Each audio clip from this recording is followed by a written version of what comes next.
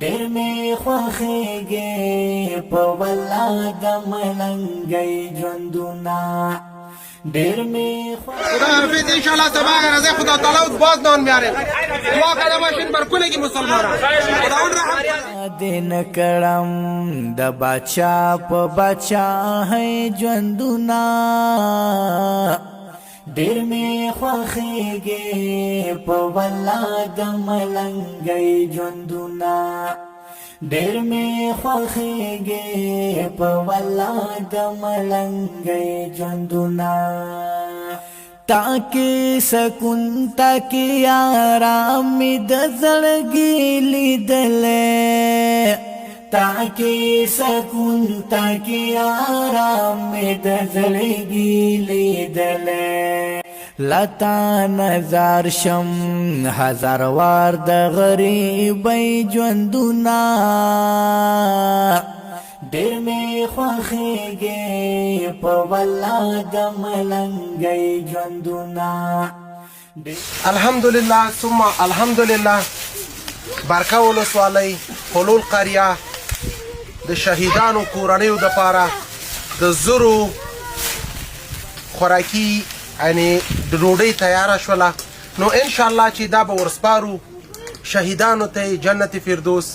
الله رب العزت تی په افغانانو بیا په مسلمانانو غیبي رحم وکړي او الله دې داسې پیښې نه تکراروي چې موږ ټول د نړۍ ټول مسلمانان پرې ودرېدلو راځئ زموږ ملتیا وکړئ تر پایه پورې نو انشاءالله چې ډوډۍ توزیع لرو او هر یو ته به ورسپارو او د دوی په غم کې شریک یو خپل پردي ټکي پټکي ګورا زینې خوشحال زینې په غم میکړې سلګۍ ژوندونه ډېر مې خوښېږي په والله د ملنګۍ ژوندونه ډېر مې خوښېږي په والله د ملنګۍ ژوندونه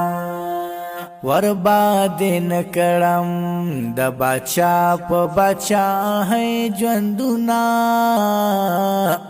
ډېر مې خوښېږي په والله د ملنګۍ ژوندونه ډېر مې خوښېږي په والله د ملنګۍ ژوندونه تاکي خوشحال یم خو چې څوک مې درته پرېږدي ګرانه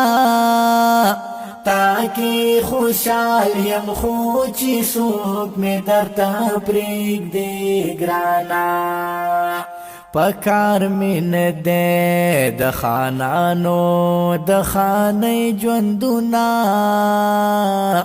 ډېر مې خوښېږي په والله د ملنګۍ ژوندونه ډېر مې خوښېږي په والله د ملنګۍ ژوندونه ورباد نکړم د بچا په بچا ہے ژوندونه ډېر مې خوښېږي په والله د ملنګۍ ژوندونه ډېر مې خوښېږي په والله د ملنګۍ ژوندونه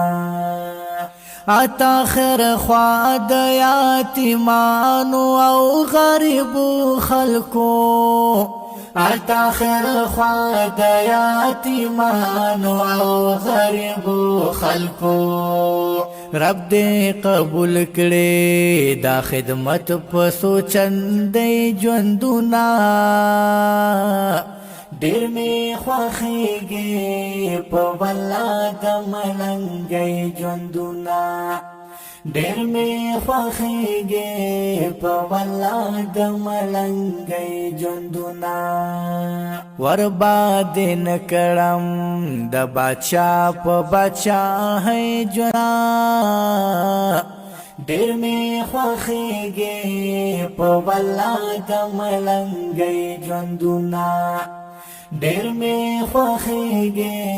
په والله د ملنګۍ ژوندونه سمسور دی غواړم د خدای نه تور غرو په سر کې سمسور دی غوارم د خدای نه تور غرو په سر کې ډېر مې یادېږي